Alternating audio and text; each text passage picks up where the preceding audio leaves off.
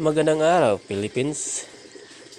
Alam nyo ba na ito ay ginagawa naming tea sa isang ang tinatawag namin sambong o di kaya gabon. Tingnan nyo. Napakaganda, di ba? May kuhan pa. Ito, tingnan nyo. Oregano o di kaya kalabo sa Bisaya. Ito naman, kung alam nyo, ito ay guyabano. Anti-toxic, anti-cancer. Antay sa lahat ng sakit. Oh. Ito, malimit lang ito nakikita. Kunti lang ang meron ito. Pwede kayo mag-message sa akin kung gusto niyo ito. Ito ay cobra vine.